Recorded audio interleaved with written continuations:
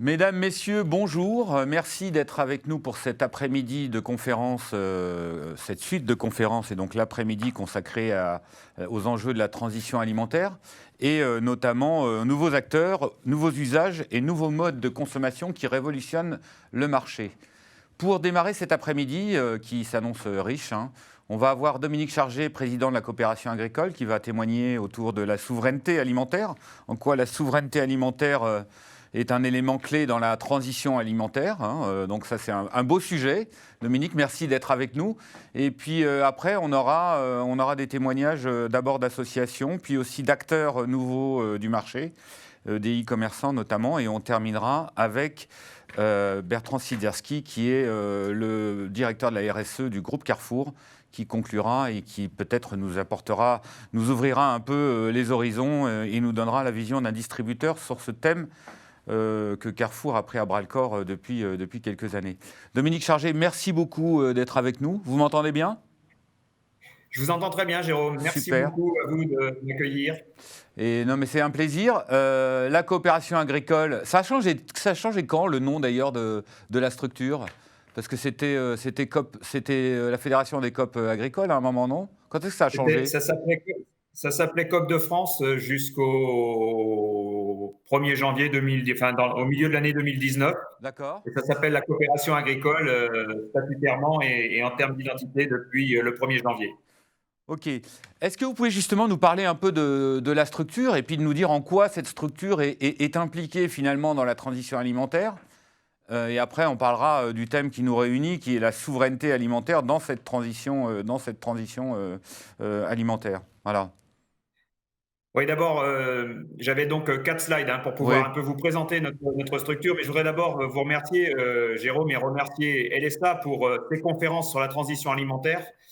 Et donc, en ce qui concerne mon intervention, la souveraineté alimentaire, parce que ce sont aujourd'hui des enjeux stratégiques pour nos filières agricoles et alimentaires dans lesquelles nous sommes pleinement engagés, et nous sommes fiers d'être votre partenaire pour cette conférence. Alors, la coopération agricole et agroalimentaire, ce sont donc 2300 coopératives. Je pense qu'on peut passer à la slide suivante, qui représentent sur l'ensemble des territoires 2300 entreprises coopératives, qui représentent 40% du chiffre d'affaires en valeur de l'agroalimentaire français et 70% de la production agricole, avec donc un peu plus de 85 milliards d'euros de chiffre d'affaires qui sont engagés sur l'ensemble des filières agricoles et alimentaires. Et la particularité d'une coopérative, c'est que c'est une entreprise qui appartient et qui est gérée, administrée par des agriculteurs. C'est un outil collectif dont la mission est de valoriser la production issue des exploitations agricoles de ses adhérents. Voilà, elle concerne 3 agriculteurs sur 4 qui ont aujourd'hui une relation économique avec une coopérative. Dans la slide suivante, vous pouvez voir que nous représentons une marque sur 3. Donc le mur de marque, c'est pas pour l'apprendre par cœur ni pour fanfaronner, c'est juste pour que vous soyez bien conscient qu'une marque sur 3 de l'agroalimentaire français est une marque qui appartient à des agriculteurs qui sont organisés en coopérative. Et la slide suivante, pour vous mentionner les quelques exemples sur lesquels nos coopératives sont engagées. On a aujourd'hui évidemment des coopératives qui sont engagées dans l'agriculture biologique, 600 coopératives, des coopératives qui sont engagées dans la restauration de la qualité de l'eau, dans la baisse de leur consommation d'énergie, évidemment dans un certain nombre de transitions agroécologiques aujourd'hui, en matière notamment de maîtrise de nos déchets, notamment la production agricole, où on a aujourd'hui 100% des coopératives qui sont engagées. Et puis évidemment, un certain nombre de certifications sur différentes filières et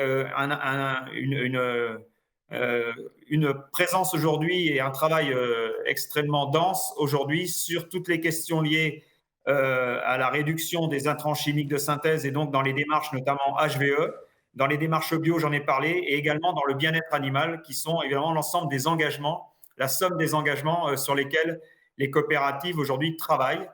Notamment, aujourd'hui, 100% des coopératives qui sont en production viticole sont engagées à l'horizon 2025 à être certifiées bio ou HVE. Voilà, juste pour vous donner un peu une idée de ce que nous représentons. Nous représentons 300 000 agriculteurs et 190 000 salariés. On Alors, en reviendra, quelques merci. mots, Jérôme, Oui, oui, Dominique, vous vouliez la, rajouter quelque chose. la souveraineté alimentaire, évidemment, c'est au cœur aujourd'hui de notre stratégie. Ça a été rappelé par le président de la République dans son discours du 12 mars à la Nation et suite au Covid, avec la phrase assez emblématique qui était de déléguer notre alimentation était une folie. Et il avait promis à ce moment-là des engagements, enfin des décisions de rupture pour reprendre le contrôle de notre alimentation. Alors, la souveraineté alimentaire, je veux juste éventuellement en donner une petite définition en ce qui nous concerne. Ce n'est évidemment ni le repli sur soi, ni l'autarcie, ni l'indépendance. C'est simplement la maîtrise de l'ensemble des chaînes de nos activités d'approvisionnement et stratégiques d'approvisionnement de nos chaînes alimentaires qui s'avèrent indispensables aujourd'hui finalement à la vie de la nation. Et évidemment, ça se décline dans un marché qui est un marché ouvert à l'échelle nationale, mais aussi et plus probablement à l'échelle européenne. Et le constat qu'on a pu faire sur les 20 dernières années, juste pour situer un petit peu d'où on part, c'est que les positions de la France en matière finalement de souveraineté alimentaire ont décliné. On est devenu de plus en plus dépendant d'importations sur un certain nombre de filières. Notre balance commerciale, d'ailleurs, et sa réduction en atteste, puisqu'elle elle est passée du 2e rang au 6e rang, j'allais dire, à l'échelle nationale. Et nous sommes aujourd'hui très dépendants sur 2 filières emblématiques. C'est celle de l'approvisionnement en poulet de chair sur notamment les entrées de gamme et la restauration hors domicile. Et on a aussi le secteur emblématique en fruits et légumes de la tomate, où aujourd'hui la consommation de tomates en 20 ans a doublé et notre production a été divisée par 2. Donc on est devenu extrêmement dépendant des importations sur un certain nombre de filières comme ça, ces 2-là étant les plus emblématiques. Mais la consommation augmente et notre production ne peut pas suivre pour des raisons qui sont liées d'abord à la compétitivité intrinsèque de nos métiers, qui est évidemment quelque chose qui est indissociable aujourd'hui de souveraineté alimentaire et qui s'inscrit pour nous, et j'en terminerai par là, également dans la nécessité, en conduisant cette restauration de souveraineté alimentaire, de conduire aussi et d'accélérer les transitions agroécologiques pour répondre aux défis et aux grands enjeux environnementaux et climatiques qui sont devant nous, et évidemment aussi aux attentes consommateurs et aux attentes citoyennes. Donc on a un enjeu de compétitivité, on a un enjeu lié à un certain nombre de distorsions de concurrence qui aujourd'hui pénalisent finalement nos filières et qui nécessitent que nous nous repenchions, que nous nous reposions la question de notre souveraineté alimentaire, ce que nous évidemment prenons à bras-le-corps. Merci Dominique pour ces propos liminaires.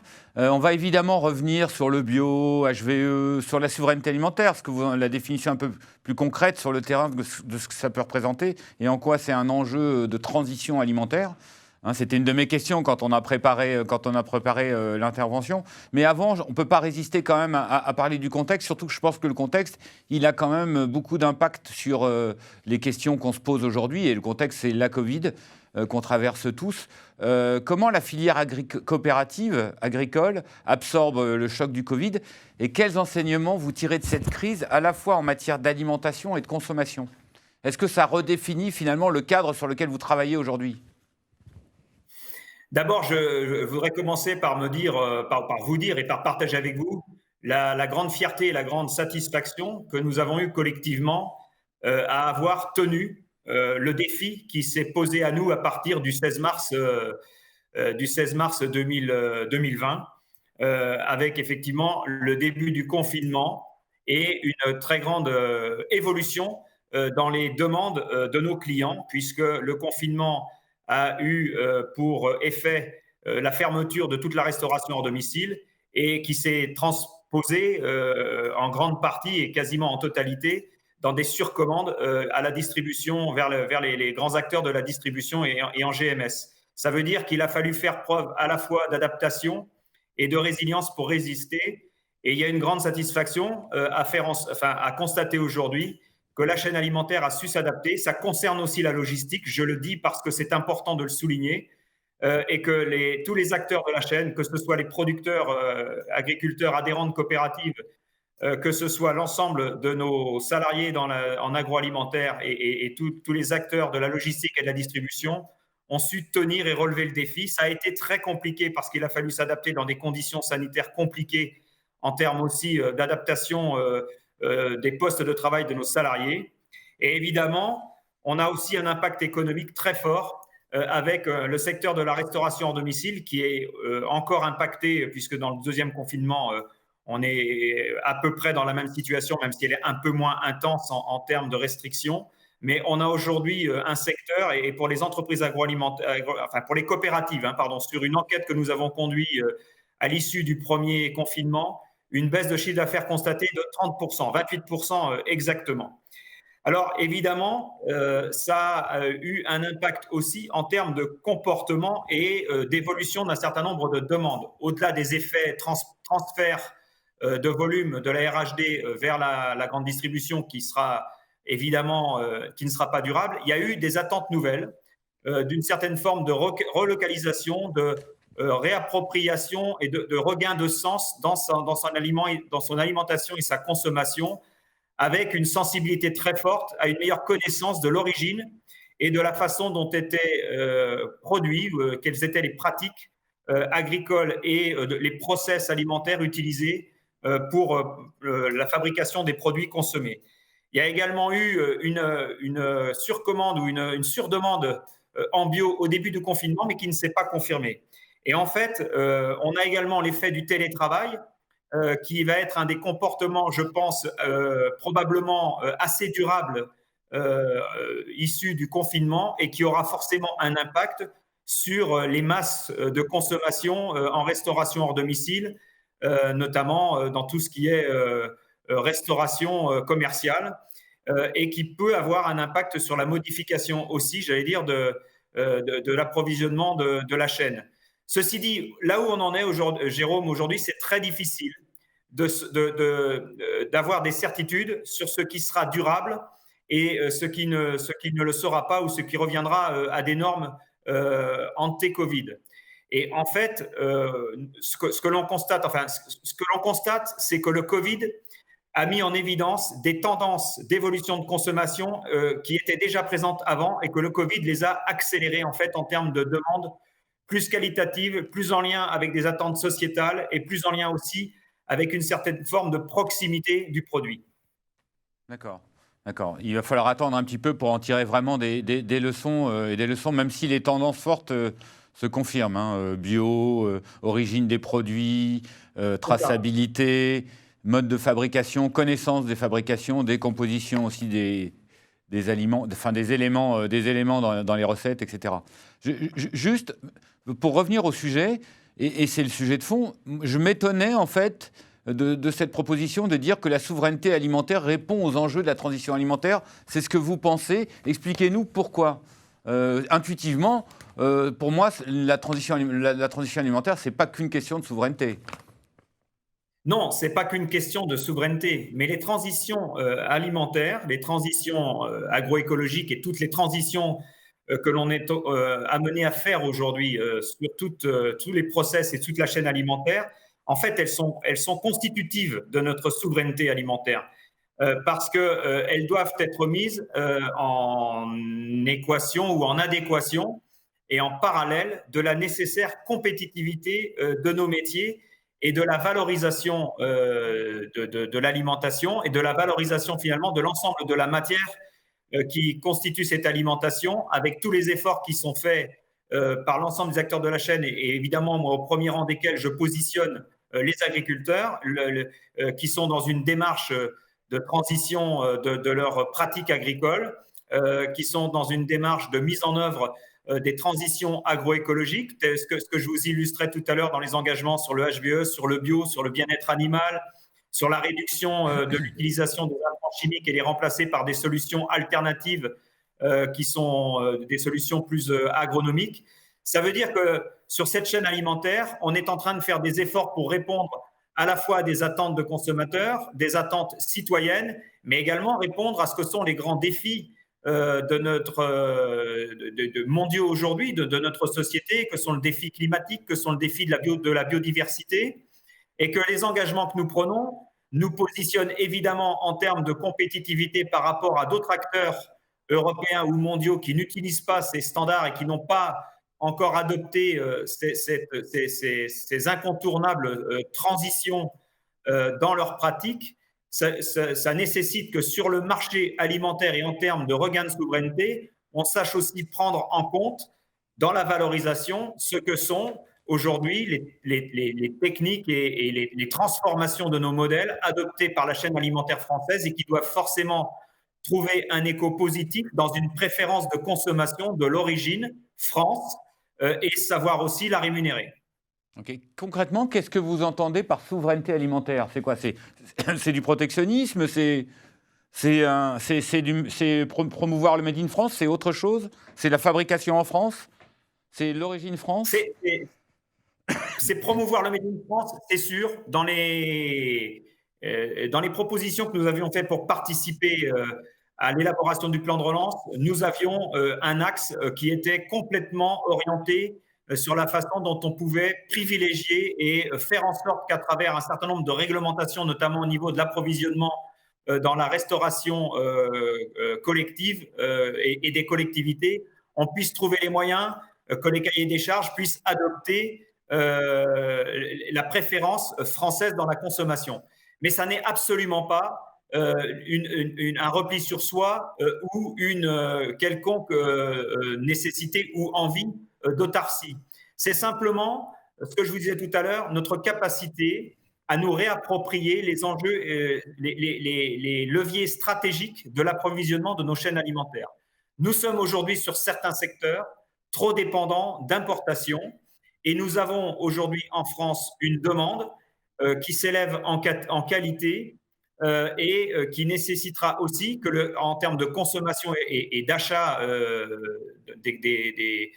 des consommateurs à tous leurs niveaux, on sache tenir compte dans la valorisation et les prix de l'alimentation de ce qu'est aujourd'hui l'élévation de ce standard de qualité et de la prise en compte des grands enjeux en lien avec les attentes des consommateurs et les attentes de la société. Mais les EGA ont beaucoup traité de la montée en gamme et nous sommes évidemment tout à fait favorables à cet objectif de montée en gamme. Mais la montée en gamme n'est pas exclusive aussi de notre volonté dans ce regain de souveraineté alimentaire de pouvoir aussi approvisionner les chaînes qui permettent de fournir une alimentation durable, de qualité et accessible à tous sur l'ensemble des gammes de consommation, que ce soit les entrées de gamme et les moyennes gammes, et pour tous les moments de consommation, et d'être aussi beaucoup plus présent dans la restauration hors domicile, où nous avons perdu des parts de marché parce que la compétitivité des standards, de l'élévation des standards français n'est pas prise en compte dans la valeur des repas. Mais quand on parle de souveraineté alimentaire, on se dit aussi attention à l'attractivité des produits, attention au prix. Est-ce que c'est une question ou c'est pas un débat finalement, ça? Non, c'est forcément un élément dont on doit tenir compte. On sait par exemple qu'à la suite de cette crise et de cette crise sanitaire, évidemment, je définissais tout à l'heure ce qu'étaient les conséquences pour nous en termes de crise économique. On sait aussi pertinemment qu'il y aura une conséquence en termes de crise sociale. Donc, on doit aussi en tenir compte. Ça veut dire que le prix de l'alimentation doit aussi tenir compte de ce que sont ces éléments, mais on ne peut pas tout brader à la seule logique du prix et du prix bas. On ne peut pas faire supporter les effets de la crise et de la crise sociale à la chaîne alimentaire et au premier rang desquels les agriculteurs à qui on va demander encore d'ajuster la voilure en termes de rémunération et de prix, alors qu'on leur demande en même temps des efforts importants pour mettre des actions en place pour adopter des pratiques nouvelles et entrer dans la logique des transitions agroécologiques et de la décarbonation de leur filière, par exemple. Donc la question du prix, elle est évidemment essentielle, mais je pense qu'on doit se reposer cette question du prix en tenant compte aujourd'hui du fait que la chaîne alimentaire, la demande alimentaire française et la façon dont les acteurs répondent aujourd'hui aux enjeux et aux attentes des consommateurs et de la société nécessite aussi qu'on puisse traiter le sujet jusque dans la rémunération de l'ensemble des acteurs de la chaîne, au premier rang desquels je mets moi évidemment les agriculteurs qui aujourd'hui ne sont pas rémunérés et ne trouvent pas les perspectives qui leur permettent de croire dans une rémunération de leur production, de leur travail, qui soit à la hauteur de la définition des enjeux et des attentes que la société et les consommateurs leur renvoient ou leur demandent. La souveraineté alimentaire, ça passe par des signes de qualité. Il y a des signes de reconnaissance. Est-ce qu'il faut des labels? Est-ce qu'il faut des nouveaux indicateurs? Comment le consommateur finalement va pouvoir la mesurer, la valider et puis valider finalement le fait que les produits pourraient être légèrement plus chers ou avoir plus de valeur ajoutée, etc. Ben, on a la référence que tout le monde connaît, qui est celle du bio, pour laquelle je vous disais, il y a 600 de nos coopératives qui sont engagées. C'est une demande qui croît régulièrement, qui est une demande évidemment que nous devons suivre et sur laquelle nous devons suivre l'évolution de part de marché. On a également aujourd'hui un certain nombre de démarches. On a des labels dans un certain nombre de productions. Je pense notamment dans les productions de viande, en volaille, on a des labels de notoriété qui sont aujourd'hui extrêmement bien reconnus et mieux valorisés que du standard. On a également le HVE, la haute valeur environnementale, qui monte aujourd'hui dans les tendances et qui permet d'avoir, à travers des cahiers des charges, là aussi, une certification quelque part d'un standard de qualité qui répond aux attentes sociétales et aux attentes citoyennes. Et puis, on a un regain aussi pour le local. Je rappelle simplement, je ne l'ai pas dit, mais c'est le moment de le dire, que 93% de nos coopératives, c'est-à-dire l'immense majorité des 2300 coopératives, sont des coopératives locales, c'est-à-dire des TPE et des PME qui sont très ancrées territorialement, comme chacune de nos coopératives, et qui sont effectivement ces productrices de production très locale et qui répondent à cette demande très locale, dans laquelle aussi nous allons évidemment chercher à renforcer nos positions et la construction de filières pour répondre à ces attentes du local. Ce que j'aimerais dire à ce niveau-là, c'est qu'il ne faut pas que l'on confonde ce qu'est aujourd'hui ce qu'on appelle un circuit court, qui en principe doit définir un nombre d'intermédiaires dans la filière, avec un circuit de proximité qui lui doit définir, j'allais dire, une aire géographique entre la production et la consommation qui permet de définir que c'est justement une production ou un circuit de proximité. Justement, vous avez une définition, vous, du local?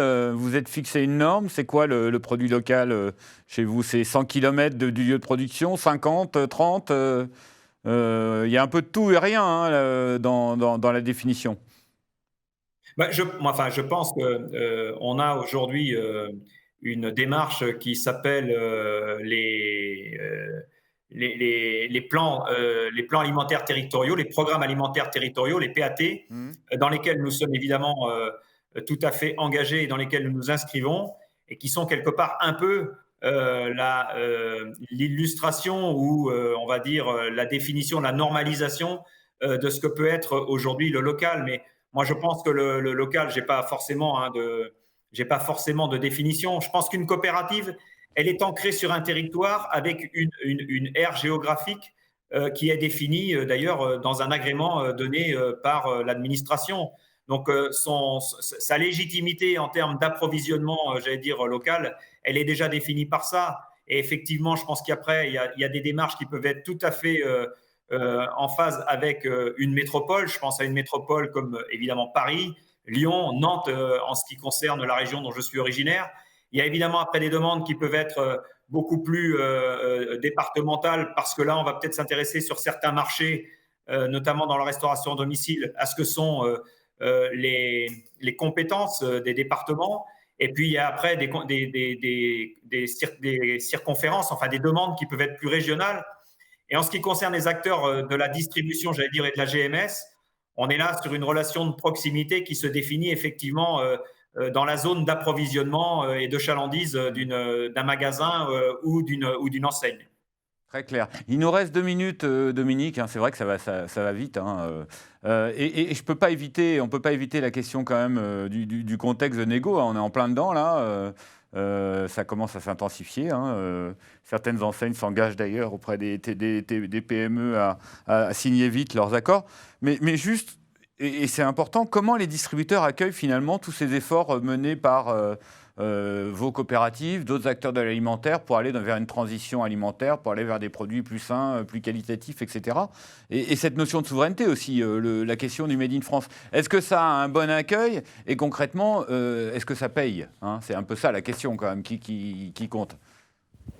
Mais j'allais dire, ça devrait avoir les deux. On Mmh. peut dire que ça a plutôt un bon accueil. Mmh. Dans la mesure où aujourd'hui, pour un certain nombre de référencements, toutes ces logiques de démarche qu'on pourrait apparenter à la RSE, même s'il ne faut pas être restrictif et tout catégoriser dans de la RSE, mais en tout cas, c'est un repère, j'allais dire, formel qu'on peut utiliser. Toutes ces démarches RSE, elles sont très largement demandées pour être référencées et pour finalement, quelque part, comme étant une des clés d'accès à un certain nombre de marchés. Pour autant, dès qu'on arrive à la question du prix, et notamment dans les négociations commerciales annuelles, ces démarches ne percolent pas, j'allais dire, jusque dans la prise en compte de ces démarches ne percole pas, ou en tout cas pas assez, jusque dans les boxes de négociation, et c'est bien regrettable. Et il faudra certainement qu'on puisse progresser sur cette question-là, justement, si on veut que la chaîne alimentaire française et la production agricole et alimentaire française puissent tenir le choc à la fois de la rémunération de l'ensemble des acteurs, et au premier rang desquels je mets à nouveau les agriculteurs, mais aussi pouvoir subvenir à l'ensemble des investissements nécessaires pour faire en sorte que cette chaîne tienne le coup et puisse mettre en œuvre tous les engagements qui sont attendus aujourd'hui par le consommateur et le citoyen. On a créé au sein de la coopération et avec un certain nombre d'acteurs une démarche qui s'appelle Valorise, qui permet sur une plateforme de recenser l'ensemble des critères des démarches RSE des entreprises et qui simplifie quelque part les relations. Mmh. On voit que cette plateforme est consultée lors des référencements, mais elle n'est pas suffisamment consultée lors des négociations commerciales. Donc effectivement, je pense que l'aspect de la valorisation de la production doit passer évidemment par une logique économique de compétitivité de nos métiers de l'agriculture et de l'agroalimentaire, et tenir compte de ce que sont, j'allais dire, de ce qu'est le contexte social en France. Mais on ne peut pas tout réduire à la seule question du prix et du prix bas. Ces logiques d'amélioration continue de la chaîne alimentaire dans ces démarches en réponse aux attentes consommateurs, et dans ces démarches RSE et dans ces démarches agroécologiques, dans ces démarches de décarbonation de nos filières, devront être prises en compte et mieux prises en compte dans la valorisation de l'alimentation et dans les prix pratiqués des fournisseurs vers leurs distributeurs. Question subsidiaire et après on arrête parce que j'ai déjà le studio derrière qui me fait signe que je déborde, donc je vais me faire incendier. Mais le ministre de Normandie a nommé un médiateur il y a peu, un ancien distributeur que vous avez connu notamment dans les débats qu'on a pu avoir autour des négociations commerciales, autour de nos grandes conférences sur ce sujet. Vous l'avez rencontré, ça avance, sa mission, comment ça se passe? Et ça rejoint complètement la question que je vous ai posée avant, hein. Bah, je pense, oui, je connais très bien Serge Papin, je Ouais. l'ai rencontré évidemment, mais je pense comme l'ensemble des acteurs de la chaîne alimentaire, dont je n'ai évidemment aucun privilège, parce que je crois que Serge a fait une soixantaine d'auditions depuis qu'il a été missionné. Je pense que la démarche de Serge, en tout cas ce que j'en ai compris et ce qui a été présenté par le ministre il y a maintenant un mois, c'est effectivement de faire en sorte que les conclusions de l'atelier 5 des EGA puissent être beaucoup mieux mis en application. Et cette mise en application, elle n'est que la traduction de ce que je viens d'énoncer, c'est la traduction de la façon dont on peut mieux prendre en compte aujourd'hui ce que sont les efforts faits aujourd'hui par l'ensemble de la chaîne alimentaire et notamment par les agriculteurs, puisque, rappelez-vous, dans les objectifs des EGA et dans un des premiers objectifs, il y avait la nécessité de revaloriser la rémunération de la production des agriculteurs et aussi d'améliorer la reconnaissance de leur travail. Donc, on est tout à fait, j'allais dire, dans une démarche qui complète et qui doit compléter tout ce que je viens de développer autour de ce qu'est en train de faire aujourd'hui la chaîne alimentaire, l'agriculture et l'ensemble de nos entreprises agroalimentaires en termes de démarche, de prise en compte des transitions agroécologiques et des transitions d'évolution de nos process. Et évidemment, je n'ai pas parlé, mais évidemment aussi de nos emballages qui sont, et de l'ensemble de nos chaînes logistiques qui sont des leviers énormes aujourd'hui pour améliorer toute l'empreinte carbone et toute l'empreinte environnementale de notre chaîne alimentaire. Bien, merci beaucoup Dominique Chargé, puis merci à votre fédération de nous soutenir dans cette initiative sur effectivement cette journée sur la transition alimentaire qui rencontre un gros succès, qui avait un beau succès déjà l'an dernier et ça continue. Comme on est à distance, ça ne vous a pas échappé. Merci Jérôme. Je vous en prie, merci Dominique, à très bientôt. Comme on est à distance, ça ne vous a pas échappé. On a à la fois des personnes qui vont venir en studio, donc en présentiel, et d'autres qui resteront à distance. Et pour ça, on a besoin, à chaque transition entre les différents intervenants, de désinfecter et de mettre notre studio aux normes. Et donc, on prend une petite minute, voire 2 minutes entre chaque présentation avant de recevoir nos futurs invités. Et nos prochains invités, ça sera deux associations qui nous parleront un peu d'abord de ce qu'elles font et surtout des solutions qui bouleversent aujourd'hui les modes de consommation. Ces 2 associations, c'est Open Food Fact et La Note Globale. Mais avant, une petite pause donc pour respecter les règles sanitaires, comme on dit. Et on se retrouve dans 1 minute 30. Surtout, ne décrochez pas. Je pense qu'il y a un petit jingle d'attente. Et on se retrouve très vite avec les 2 nouveaux intervenants. Merci, à tout de suite. Ça continue.